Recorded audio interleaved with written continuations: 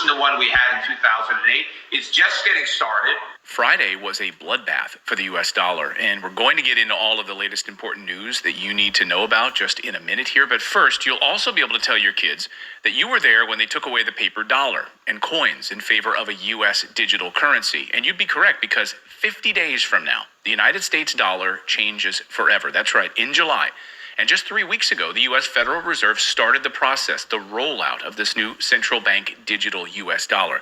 The full rollout happens in July. So guess what? On July 4th, on Independence Day, we can celebrate losing our freedom. This is not I'm concerned about all that, and I'm concerned about the lack of understanding that people have about the implementation of things like a digital currency that is centralized, that's controlled by the government. Right. That scares the shit out of me. Absolutely. Because that's what and Maxine Waters, who has been promoting this, said that we need this to compete with China, which is so crazy. Yeah. It's like saying we need communism to compete with communism. Yeah, exactly. Because that's what it is. Yeah. If you want to compete with communists, you have to be a communist. Like, what?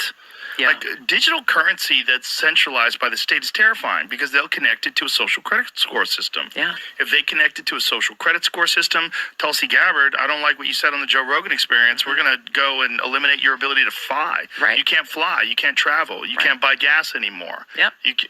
Which is what they do in China. It's all within the realm of possibility. And you look at that, and what is the recent thing of, I think Elizabeth Warren was pushing for credit card companies to start tracking people who buy ammunition and firearms and report that to the government. Visa is going to change the way they categorize gun sales. So they'll put gun sales in a different realm of of regular sales, which is to let people know, like, hey, we're watching. Yeah, exactly. Yeah. And not just because, like, oh, well, I'm just curious. No. There's a regulatory follow-up action. Supporting and subscribing to my channel. In this video, we will continue talking about central bank digital currency, CBDC. Many countries across the world are expediting the implementation of their digital currency in 2023. And as they are moving toward testing and regulation, of course, I come across really interesting facts that I will continue sharing with you here on my channel.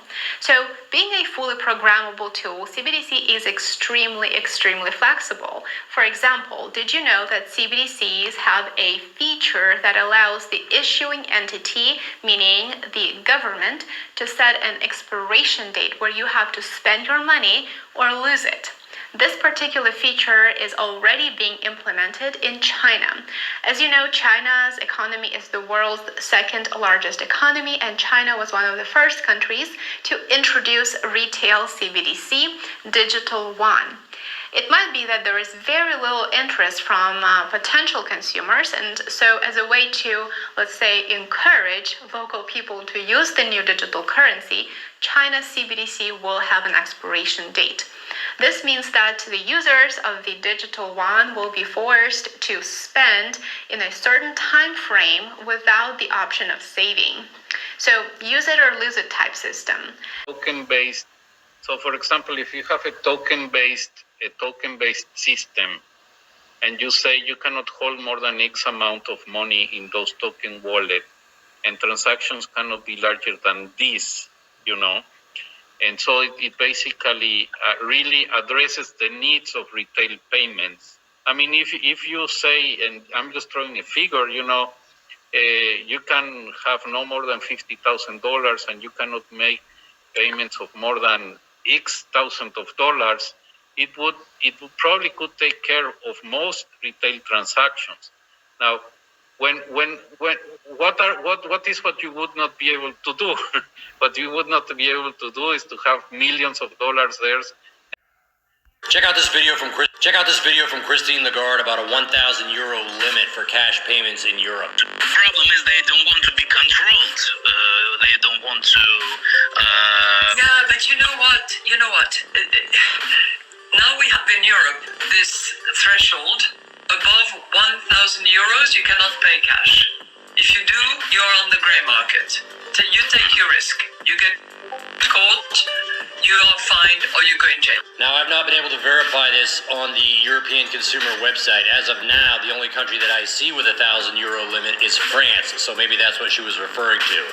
If you live in the EU, why don't you drop a comment here and let us know, because as of now, you'll see every country having its own limit. For instance, Denmark has no cash